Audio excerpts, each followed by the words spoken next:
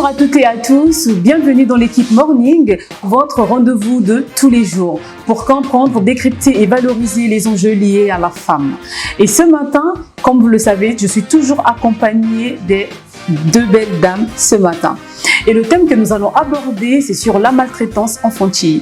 Un fléau répétitif assez récurrent dans ce domaine ou encore dans ce monde actuel. Alors, bonjour les filles. Bonjour Mac. Je suis très heureuse de vous avoir sur ce plateau ce matin. Vous êtes toutes belles comme toujours. Merci. Et c'est ce qui fait plaisir. Merci beaucoup. Alors, je vais commencer par Faïda. Qu'est-ce que tu en penses déjà du thème la maltraitance infantile? Qu'est-ce que tu en penses déjà? Déjà, pour moi, je pense que c'est un thème assez sensible et délicat. Et pour commencer, j'aimerais quand même définir ce thème aux yeux de tous, qu'on comprenne au moins de quoi il s'agit. Alors, la maltraitance infantile englobe toutes les formes de mauvais traitements physiques, émotionnels ou sexuels, ainsi que la négligence envers une personne de moins de 18 ans. Exactement. Ces actes peuvent compromettre la santé, le développement ou la dignité de l'enfant dans un contexte de responsabilité ou de pouvoir. Déjà que par sa définition, nous comprenons que c'est un sujet qui doit vraiment être traité avec beaucoup de délicatesse et aller en profondeur pour y remédier. Exactement. Oui, Mamissa, et toi, qu'est-ce que tu en penses déjà? Concernant ce sujet, comme l'a dit Faïda, c'est un sujet très délicat parce que parler de la maltraitance infantile, nous voyons d'abord l'enfant. Maltraiter un enfant.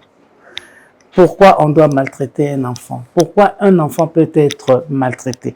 Donc toutes ces questions-là, on doit les aborder pour savoir comment y remédier. Vu que vous parliez, oui, il y a plusieurs formes de violence, voilà, on peut l'appeler violence ou de maltraitance déjà, mais vous en tant que mère, quels sont les premiers signes que vous pourriez voir auprès d'un enfant maltraité? Est-ce qu'il y a des signes auxquels vous pouvez repérer pour voir que l'enfant est maltraité? Un enfant maltraité se rétracte sur lui-même et un enfant maltraité devient timide, devient rêveur. Un enfant maltraité ne peut pas avoir un discours devant les gens. Il a toujours peur. Parce que si je fais ça, peut-être je serai grondée. Oui, Faïda, et toi, qu'est-ce que tu penses de ce que Mamissa vient de dire? Est-ce que toi, en tant que grande sœur, est-ce que tu peux reconnaître les signes d'un enfant maltraité? Pour ajouter à ce que Mamissa a déjà dit, oui, nous le remarquons, un enfant maltraité, c'est un enfant très timide, un enfant qui a tout le temps peur, un enfant comment on dit, un enfant frustré, un enfant méprisé, et dans ses actes, tu sens que cet enfant a une certaine manière de penser. Je prends un exemple simple. On peut venir à un événement où tout le monde joue, mais tout de suite, un enfant maltraité, un enfant abusé, il va se mettre dans son coin parce que dans son monde à lui, il connaît pas la joie. Il connaît pas la célébration. Donc, pour lui, ça sera nouveau. Et il se dira, oui, je préfère rester dans mon coin et tout. Et même les enfants battus par leurs parents, et tout de suite, l'enfant a même peur de parler, de dire que moi, dès que je parle, c'est tout le temps moi qu'on tape. Dès que je fais ci, papa va faire ça.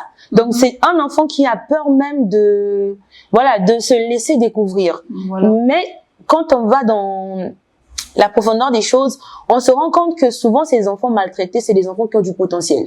Mais juste qu'ils se retractent. Pourquoi? Parce qu'ils ont vécu ou ils vivent dans un endroit toxique. Oui, mais je suis d'accord avec toi. Je te rejoins à l'idée de dire que oui, ces enfants vivent dans des endroits toxiques, mais d'autant plus qu'on parle plus des violences visibles. Selon vous, Mamissa, est-ce qu'il y a des violences aussi invisibles? Oui, il y a des violences invisibles. L'enfant a été doigté. Vous voyez? Quand on le fait pas aux yeux au-dessus de tout le monde. Il y a que lui et son bourreau. Hein? L'enfant et son bourreau, par exemple, la fille et son bourreau, qui le doit à chaque instant, une fois l'occasion se présente, et l'homme fait ça à sa fille, ou bien le mari de sa maman fait ça. Son beau-père, voilà, fait ça à sa fille. Et quand, devant tout le monde, il se comporte en tant que père. Mais quand il y a une occasion, il reste le deux, il fait ça. Et toi, Faïda?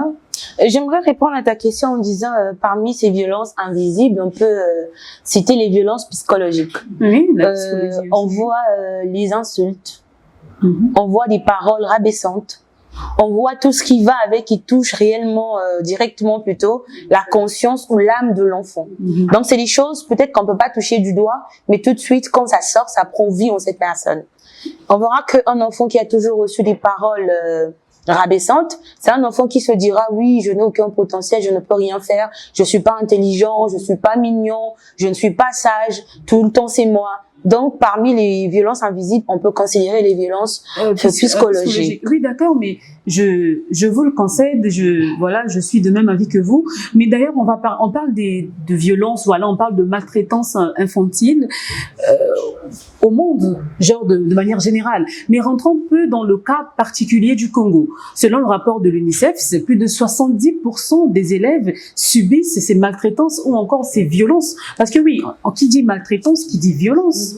Qui dit maltraitance, qui dit violence. On a l'impression que oui, ces élèves, par exemple, subissent ça et tout. Mais est-ce que vous pensez que l'école aussi a une part de responsabilité dans ces violences ou dans ces maltraitances, Malissa? Moi, je dirais oui. Je dirais oui parce que, tu vois, à l'école, même le collègue peut aussi maltraiter son collègue. Son collègue, bien sûr. Je vais donner un exemple. Je peux dire... Je donne un exemple. Dans une salle de classe, il y a une fille qui est forte de taille par rapport aux autres.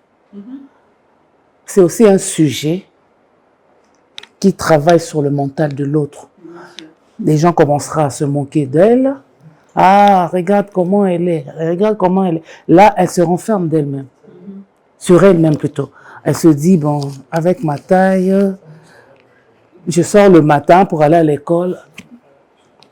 Arrivée sur la rue, elle taillonne. C'est-à-dire, elle ne va pas à l'école de peur qu'elle soit moquée. Voilà. Il y a d'autres aussi, quand ils passent par exemple au tableau, il ne sait pas faire un calcul ou répondre par rapport aux questions du professeur. Quand les gens se moquent de l'élève, ses collègues se moquent de lui, ils se renferment encore. Ils se sont frustrés. Voilà, ils se sont frustrés parce que ils se disent moi je veux plus lever mon doigt de peur qu'on se moque de moi. Même s'il a de bonnes réponses, il a peur de sortir, de peur que on se moque de lui ou bien d'elle. Tu vois? Ça aussi, c'est une façon. Que l'enfant soit jugé. C'est aussi une façon c'est aussi une frustration. Une frustration, oui. Donc, il y a beaucoup de manières de violenter l'enfant et tout. Oui, pour rebondir à ce que Mamissa a dit, oui, les brimades et puis les moqueries, tout ça font partie des formes de violence. Et j'aimerais aussi dire, il y a aussi cette manière subtile, la négligence. Il y a des enfants négligés. Certes que là, on parle en milieu scolaire, mais il y a aussi des enfants qui se sentent négligés par leurs professeurs, qui se sentent négligés par leurs conducteurs, qui se sentent négligés même par leurs collègues. Tu vas te rendre compte, même un enfant te dira, j'aime pas aller à l'école parce que moi, mes amis m'aiment pas. J'aime pas aller à l'école parce que personne ne partage son goûter avec moi. Donc, c'est aussi une forme de violence parce que finalement, ça va finir par créer des frustrations qui sont des émotions négatives. Et il y a aussi le manque d'éducation, sans pour autant sortir du contexte où on est dans le milieu éducatif, mais aussi de savoir que la maltraitance aussi se manifeste par le refus des parents d'envoyer leurs enfants sur le chemin de l'école. Sur le chemin des écoles, oui. C'est une forme de maltraitance aussi. Mais oui, mais étant donné que on en parle, et même déjà, comme j'ai su le dire, voilà, le taux des enfants maltraités en République du Congo est de 70%, selon le rapport de l'UNICEF. Et même, il y a la loi de protection qui est là, la loi numéro 4/2010 du 10 juin 2010 aussi, si je ne raconte pas des bêtises.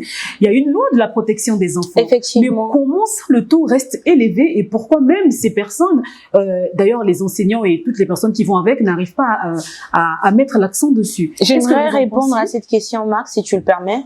D'abord de dire que avant d'en arriver aujourd'hui au point où nous sommes en train d'accuser la violence infantile, nous devons savoir que il y a eu ces gens qui sont humains, comme toi et moi, comme ses parents, qui ont certainement aussi vécu les mêmes choses. Et sans faire exprès, ils vont se mettre à reproduire. D'abord, il y a ça, il y a cette chaîne qui est devenue comme un héritage. Oui, moi j'ai été maltraitée par mes parents, donc, pourquoi je dois rendre l'appareil à mes enfants sans le faire exprès. Il y a aussi le poids de la pression sociale. Il y a aussi les difficultés économiques. Aujourd'hui, nous sommes dans une réalité où c'est tellement compliqué de joindre les deux bouts. Le salaire à lui seul ne suffit pas, on essaie de s'en sortir. Il y a aussi cette pression qui peut ramener un parent à maltraiter son enfant. Bien sûr. Parce qu'on a essayé de voir un peu c'est quoi la maltraitance, on a vu que ça s'étend dans plusieurs aspects. Voilà, sur le physique, sur l'émotion, sur tout ce qui va avec. Et un parent, tout de suite, il va se mettre à mal parler à ses enfants. Pourquoi? Parce qu'il y a 2 ou 3 factures qu'il n'arrive pas à gérer. Donc il y a aussi la pression économique qui joue. La loi, en tout cas, elle-même, elle suffira pas. Il faut des moyens d'accompagnement pour trouver une solution face à ce problème. Mamissa, et toi, qu'est-ce que tu en penses? Je voulais d'abord commenter ce que Faïda a dit. Si la maman a été maltraitée, elle amène ces caractères-là à son enfant. Une maman maltraitée, c'est qu'elle a vécu. Une bonne maman n'aimera pas que son enfant puisse vivre ce qu'elle a vécu. Non, ça c'est un faux débat. Et puis, la loi, l'UNICEF a promulgué une loi, oui, d'accord. Mais quelles sont les mesures d'accompagnement? C'est aussi ça. Faïda, ne pas avoir de quoi nouer le 2 bouts du mois, c'est pas ça qui nous amènera à maltraiter nos enfants ou à tenir des propos discourtois envers son enfant. Vous savez, si on regarde dans la vie actuelle, les salaires que d'autres parents, d'autres pères ont dans leur vie, tu te demandes avec quoi il va faire quoi? Avec ce salaire. Peut-être ce qu'il a pour un mois, c'est l'argent que d'autres utilisent pour un jour. Mais une femme sage, comme la Bible le dit, bâtit sa maison. C'est-à-dire, avec le peu là, la femme doit savoir comment faire. Que ça ne devient pas un sujet pour maltraiter tes enfants parce que tu n'arrives pas à payer tes factures. Est-ce que ce sont ces enfants-là qui se sont dit, bon, moi, je viens chez toi? Mais non, c'était ta volonté. C'est toujours facile à dire, mais sur le terrain, c'est toujours pas évident. Parce qu'on n'a pas tous les mêmes aptitudes à gérer notre stress. Il y a ceux qui, pendant qu'ils sont stressés, se renferment. Il y a de ceux qui doivent parler, il y a de ceux qui doivent faire quelque chose. Donc, ce que tu dis, c'est vrai, c'est fondé. Mais moi, je te dis clairement que parmi les causes, d'après les recherches de l'UNICEF, de l'OMS et autres, ça a été mentionné et ça a été pointé du doigt. Il y a tout ça. Et n'oublions pas le fait où aussi on a eu des parents qui ont vécu dans des foyers toxiques. Des foyers où tu vois que de la violence, tu vois que si, tu vois que ça, tu vois que si. Et sans faire exprès, ça atteint la psychologie. Tout de suite, tu as des troubles. Et aussi, il y a des parents qui prennent des substances toxiques. Il y en a des parents qui se droguent, qui prennent de l'alcool. Au final, c'est pour ne plus se contrôler. Combien de fois, c'est fréquent en Afrique, hein, où on sait que le papa, là, lui, quand il prend 5 bouteilles, tout de suite, il va se mettre déjà à rigoler. Tout de suite, il va se mettre à bagarrer. Tout de suite, il va se mettre à faire ci. Donc, c'est des causes qu'on ne peut pas négliger sous prétexte que, par magie, on va trouver des méthodes pour gérer nos stress. Non, ça fait partie des causes, bien sûr, et il faut les traiter. On peut fermer les yeux dessus, ça fait partie des preuves. Là, je te rejoins. Parmi les causes que tu as énumérées, cela est vrai. Il y a d'autres enfants, quand ils voient seulement leur papa, et ils se cachent. Bien sûr. Ils fuient. Tu peux même le retrouver sous le lit. Et cette pression-là, en fait, cette peur. L'enfant a peur de son père. Pourquoi? Parce que papa est arrogant à la maison. On l'a même surnommé shérif. Il y a beaucoup de parents, il y a beaucoup de enfants qui appellent leur père shérif. Le guerrier. Donc quand il est là, c'est-à-dire tout le monde se regarde et puis personne ne parle. Hein. Ça c'est clair. C'est clair. Personne ne parle. Oui. Et puis d'après le papa, il se dit, bon, je suis un bon père. Non, un papa ne peut pas être dictateur. Non, un papa ne peut pas être dictateur. Un papa doit avoir le temps de dialoguer avec ses enfants. Parce que un foyer où il y a la communication, c'est un peu difficile que ce foyer-là échoue. C'est vraiment difficile. Parce que les enfants diront quand il y a un problème, ils ont cette liberté-là de dire, de discuter avec leurs parents. J'aimerais quand même intervenir là-dedans parce que, en tant que Bantou, Il y a des normes culturelles qu'il faut respecter. En Afrique, on va vous dire, précisément au Congo, on va vous dire, moi, Namoki Azalaka, jamais na parole liboso à Mokolo. Donc, ce qui emmène directement l'enfant à avaler tout ce qu'il avait, à ne rien dire, à tout accepter. Déjà, quand on te dit que moi, Namoki, tu n'as pas raison devant un plus âgé, ça veut dire quoi? Que tout ce que le plus âgé fera, tu prends sur toi, tu subis. Donc, Mamissa, s'il te plaît, laisse-moi finir s'il te plaît, j'aimerais bien. Quand tu dis tout à l'heure que dans les foyers où il y a l'harmonie dans la communication, c'est pas donné à tout le monde. Raison pour laquelle c'est un problème, c'est un sujet très délicat. Moi, j'aimerais qu'on le voit sous tous les angles pour permettre à plusieurs personnes d'avoir des approches de solutions. Certes que c'est pas pour résoudre ou comment, mais c'est pour permettre à certaines personnes de se retrouver. Ça sera évident pour un enfant où, dans son foyer, il est facile pour lui de s'exprimer. Mais qu'en est-il de celui qui n'a même pas le droit, peut-être, de regarder sa maman quand sa maman lui parle? Parce qu'en Afrique, selon notre culture, il y a ça, il y a des tolérances culturelles qui n'ont rien à voir. Mais on est obligé de se soumettre parce qu'on est né dans ça et on continue dans ça. Et on prend sur nous et au final, on a des adultes toxiques, on est des adultes violents. Pourquoi? Parce que ça vient d'une source. La violence n'est pas née du hasard. Ça ne sort pas de nulle part. Certainement, ça a commencé quelque part et il n'y a eu personne pour arrêter le cycle. Et jusqu'aujourd'hui, nous vivons ces conséquences-là. Cela en perpétuité. Oui, c'est ça quand même, je te l'accorde déjà. C'est très bien, comme on a dit. J'aime souvent, hein, je suis aussi d'accord avec toi, Mamissa, comme tu parles de la communication, parce que c'est la base de toute relation saine, normalement. Effectivement. Et dans tous les foyers, il faudrait bien que ces dames ou encore tout parent puisse mettre l'accent sur la communication, parce que si on n'a pas, c'est quand même chaud. C'est vrai qu'on est bantou, voilà, mais on ne va pas tout le temps garder nos coutumes. Le monde évolue et la culture aussi évolue. Donc il faudrait vraiment prioriser et monopoliser la parole afin de permettre aux enfants aujourd'hui, par exemple, qui ont des problèmes, de s'exprimer. Parce qu'on est d'accord, Mamissa, que l'adulte n'a toujours pas raison. Non, du tout. Toujours. Non, du tout. Parce que c'est ce qu'on nous a dit. L'adulte a toujours raison. On est d'accord. Tout comme on dit qu'un enfant ne ment pas. Mais il y a des enfants qui mentent. Beaucoup. Et puis, comme a dit Faïda, qu'on est bantou dans nos cultures et tout et tout. Mais aujourd'hui, on est bantou. Je n'en disconviens pas. Mais on a quand même eu le temps d'étudier. Si nos parents nous ont envoyés à l'école, c'est pour apprendre quelque chose qui est plus que les coutumes. D'accord? Tu comprends?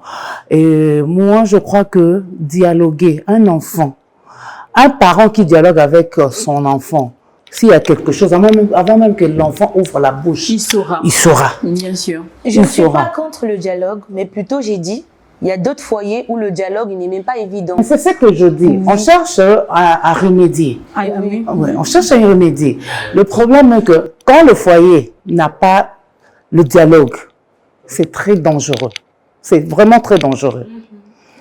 Dans le foyer, quand il y a le dialogue, même un enfant, si elle a besoin de quelque chose, ou elle a un problème, ses parents sauront avant même qu'il ouvre sa bouche. Parce qu'il y a une complicité. J'ouvre une petite parenthèse. Vous savez, il y a d'autres couples qui se parlent avec les yeux. Lui, rien qu'on se regarde. L'homme regarde sa femme comprend que mon mari a besoin de ça. Mon mari n'a pas aimé, mon mari a aimé. C'est une communication non verbale. Voilà. Donc, maltraiter sa fille ou maltraiter son fils, moi je trouve que il y a beaucoup de gens qui en souffrent. Énormément. Même, il y en a d'autres qui ont déjà cinquantaine, mais ils ont ce truc-là en tête. Comme elle a dit. Oui, en parlant même de ça. C'est une tâche qui... En parlant même de ça, c'est une trace qui reste. En parlant même de ça, des enfants maltraités, est-ce que vous pensez que cela aura un impact sur leur vie d'adulte? Parce que vu qu'on parle de l'enfant a été maltraité et tout, mais est-ce que vraiment, après avoir subi toutes ces maltraitances, est-ce qu'il y aura un impact sur sa vie d'adulte? Moi, je dis, la vie, c'est un choix. La vie, c'est un choix. Si moi, j'ai vécu la maltraitance, ce que j'ai vécu, je n'accepterai pas et je défendrai jusqu'à ma dernière énergie que cela retombe sur mes enfants. Vous voyez? Il y a d'autres parents qui n'ont pas étudié. Ils se disent, la tangité, mais il faut baser la batte. Et toi, Faïda, qu'est-ce que tu en penses? Déjà, j'aimerais signaler que les conséquences sont à court et à long terme. À court terme, pourquoi? Parce qu'il y a d'autres personnes à un moment elle s'arrête pour se poser des questions et cherche des solutions. De dire que oui, je vais pas bien, je déprime, je vais pas bien, je suis dans l'anxiété. Mais il y a d'autres personnes qui s'en rendent même pas compte. Donc parmi ça, j'aimerais quand même énumérer quelques conséquences. Déjà, on voit sur la santé mentale, on a la dépression, l'anxiété plutôt, et les troubles de l'attachement. Il y a des gens qui vivent, comment ce qu'on appelle, il y a un terme qu'on utilise, la dépendance affective.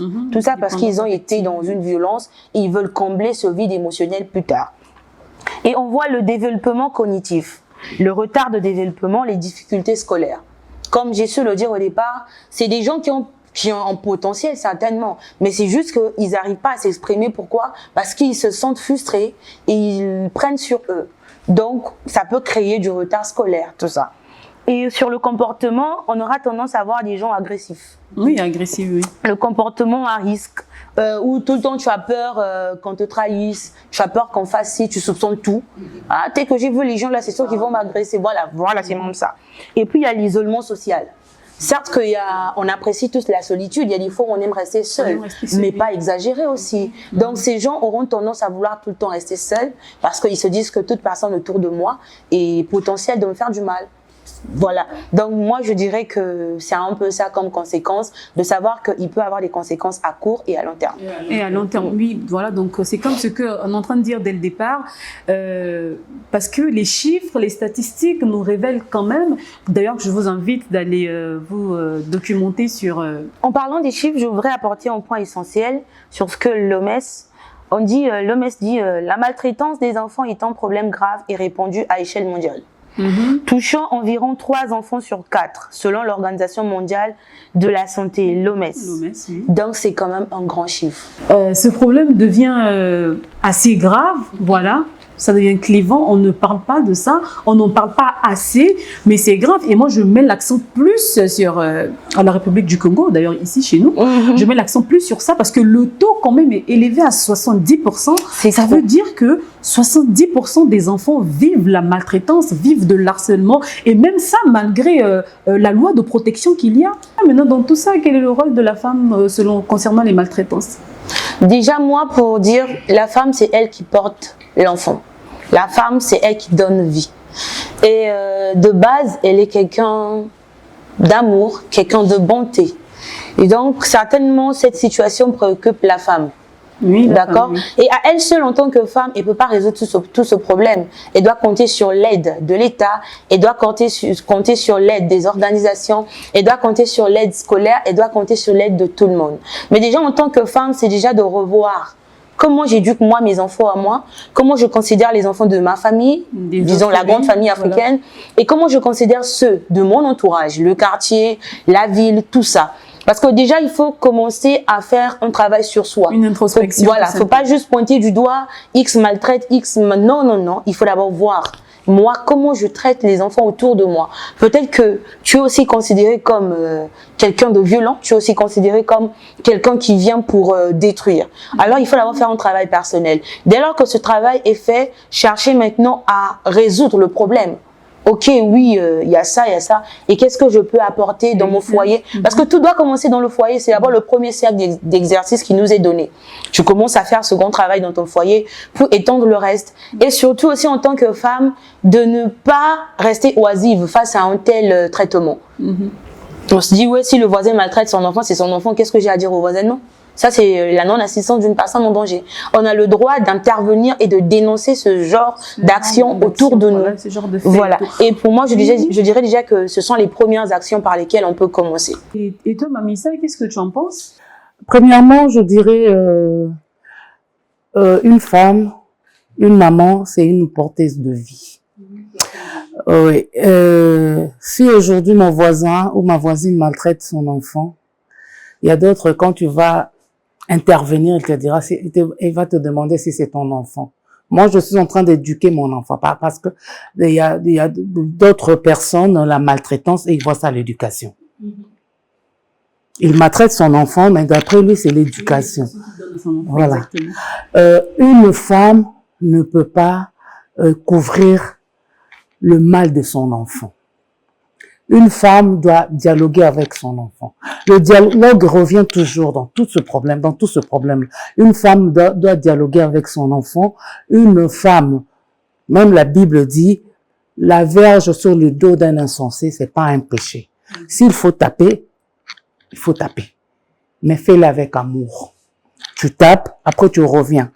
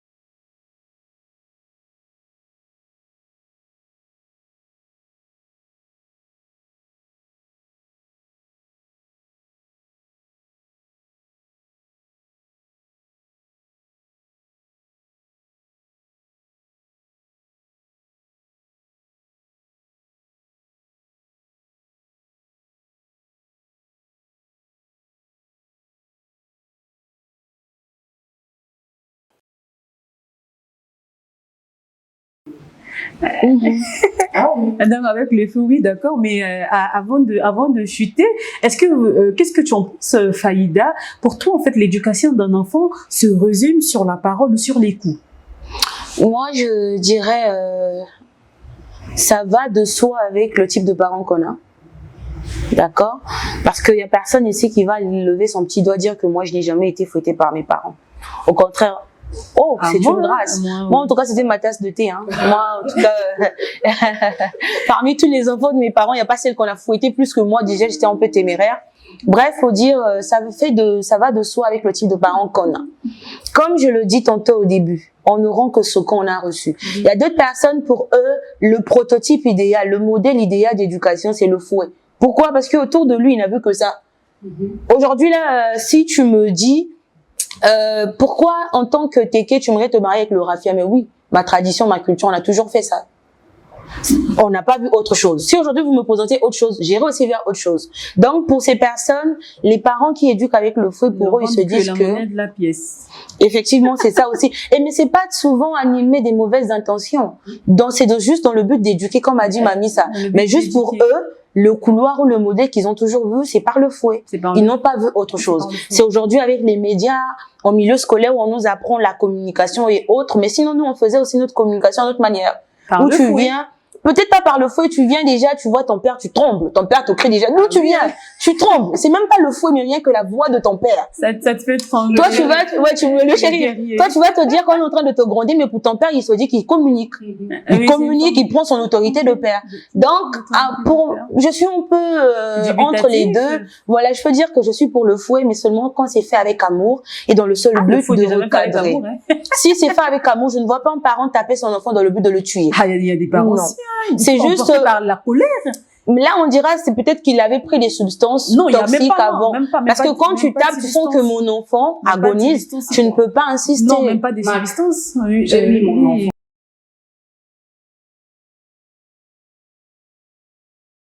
à la faire mourir. Mais là, par contre, je rejoins un peu tu me permets, je rejoins un peu ton idée. Voilà. Parce que, Mamissa, aujourd'hui, là, en fait, comme elle l'a dit au départ, ça dépend de quel type de parents qu'on a et quelle éducation tu as reçue. J'en ai vu une dame.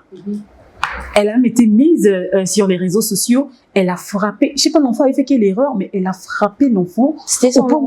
Son propre enfant. Tout le monde croyait que c'était même l'enfant du mari. Je sais pas, elle était belle-mère, mais non. On lui a posé la question, tu as enfanté l'enfant là? On peut voir l'acte de naissance de l'enfant. Comparé avec ton livret, mais là, le ceinturon. Et l'enfant était blessé au final. Lui là, le dos, mais elle a tapé. Son mari, même quand il est arrivé, lui a dit, mais arrivé à cette étape, c'est même si l'enfant a volé des millions, à l'étape là. Donc voilà pourquoi je dis que là, par contre, ça dépend de quel type de parent tu as. Parce qu'il y a ces parents qui n'arrivent pas à se contrôler. Et même d'ailleurs ça, il faut faire une sensibilisation pour se contrôler. Il y a des parents qui se déchaînent sur l'enfant. Mais raison pour laquelle vous me rejoignez dès le départ quand je dis c'est des causes. Parce que les parents eux-mêmes, ils ont reçu des troubles. Ils ont été traumatisés. Ils ont été frustrés. Sans le faire exprès, ils vont se mettre à répéter le même modèle. Parce que pour eux, c'est le bon modèle. Ils ont vu ça autour d'eux chaque jour. Et c'est pas que, non, ils n'ont pas peut-être la volonté de changer les choses, non. C'est plus fort qu'eux. Il faut d'abord un travail aussi au niveau des parents. Il faut une sensibilisation aussi au niveau de ses parents. De dire que oui, comme a dit mamie, ça, elle sera jamais d'accord qu'elle a été fouettée toute son enfance et de rendre l'appareil à ses enfants. Ça, c'est elle qui a ce courage ou cette force-là de s'en sortir facilement. Mais combien de parents, combien d'adultes on voit pour si peu dans un moyen de transport en commun, tu l'effleures seulement, la personne a presque envie de t'étrangler. Mais tu te dis, mais d'où vient cette colère, cette rage? Exactement. Alors que tu te rendras compte que si tu vérifies bien, c'est une personne qui a toujours vécu dans les frustrations. Tu vois? Un exemple. J'ai ma petite fille, elle a 8 ans.